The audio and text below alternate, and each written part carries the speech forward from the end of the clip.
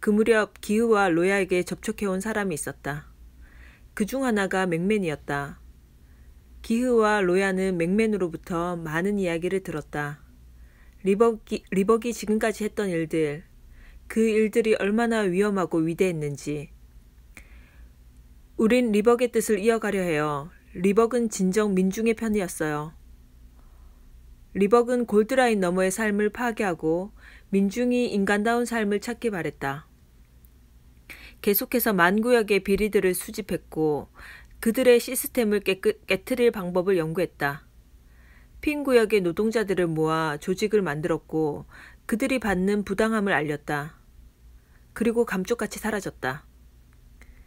맥맨은 리벅이 있는 곳을 알고 있었다.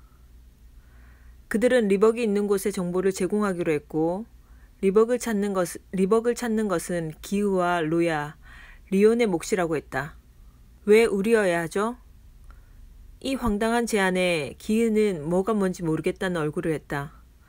맥맨은 답답하다는 듯 말했다. 우리가 가능했다면 당장이라도 갈 사람이 수백 명입니다. 하지만 리벅은 당신들을 택했어요. 리벅이 남긴 물건들이 손가락 정맥 인식이 되어 있어요. 당신들 겁니다.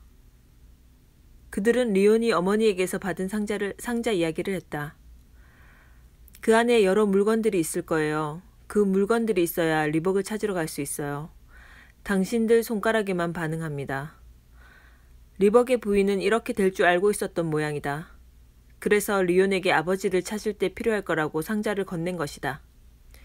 부인은 재혼해서 잘 살고 있으면서도 리벅을 왜 도운 걸까? 생각할수록 머리가 복잡해졌다. 기흐는 로야와 며칠을 이야기하며 결론을 냈다. 리온은 순간에 모든 영광을 잃어버릴지도 모른다. 하지만 리온은 리벅의 딸이다. 리벅이 위험에 처해 있다면 알아야 한다. 자신들이 버려졌을 때 리벅의 도움이 없었다면 어떻게 됐을지 모른다. 자신들이 할 수 있는 한 돕고 싶었다. 그가 이루려 했던 세상이 어떤 건지 모르지만 그가 지금 자신들에게 도움의 손길을 뻗은 것이다. 선택은 리온의 몫이지만 리온에게도 그의 뜻을 전해야 했다. 아버지를 찾아 나서야 해. 리온은 기흐의 말을 알아들을 수 없었다. 아버지를 찾아 나선다니요. 기흐는 맥맨에게 들은 말을 전했다.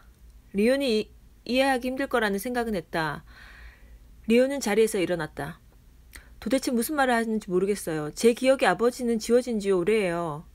어머니는 만구역에서 호화롭게 살고 있어요. 저는 이제 세상의 별이 됐어요. 저는 이 삶을 깨고 싶지 않아요. 처음으로 리온이 자신의 의견을 피력한 것이고 처음으로 기흐의 의견에 반대한 것이다. 기흐도 리온에게 이 말을 하기까지 많은 고민을 했다. 리온이 싫다고 한다면 자신들만이라도 길을 떠날 생각이었다. 하지만 리벅이 남긴 물건 중에 리온의 손가락 정맥에 맞는 물건을 못 쓰면 불가능한 여정이 될 거다. 그렇다 해도 리온의 의견을 존중할 생각이었다. 리온은 며칠을 대외활동도 끊은 채 고민에 빠졌다. 핀 구역의 삶은 고통스러웠고 그곳에서 벗어나 만구역에 오기까지는 고된 여정이었지만 아직 핀 구역에서 벗어나지 못해 하루하루 숨만 쉬고 살아가는 많은 사람들이 있다. 리온은 아버지가 어떤 마음이었을지 느껴졌다. 그 모든 것을 외면하고 아버지의 손길마저 외면하고 살아갈 자신이 없었다. 오랜 고민 끝에 리온은 함께 떠나겠다는 답을 냈다. 리온과 기흐, 로야는 맥맨으로부터 많은 정보를 받았다. 고우 구역의 리버그 옛집, 이제 기흐와 로야가 사는 집에 모여 많은 토론을 했다. 리버그는 다양한 방식으로 핀 구역의 삶을 개선시키려 했다. 구조개혁 방안을 연구했고 아이들을 학교로 보낼 방법을 연구했다. 리버그는 핀 구역 노동조합에서 정신적 지주 같은 존재였다. 로야와 기흐는 그동안 리버기 하는 일을 몰라 돕지 못한 것이 미안할 지경이었다. 리벅의 뜻을 점점 더 깊이 알 수 있을 것 같았다. 리온은 아버지가 자랑스러웠고 그 일을 함께 할 수 있음에 가슴이 뜨거워졌다.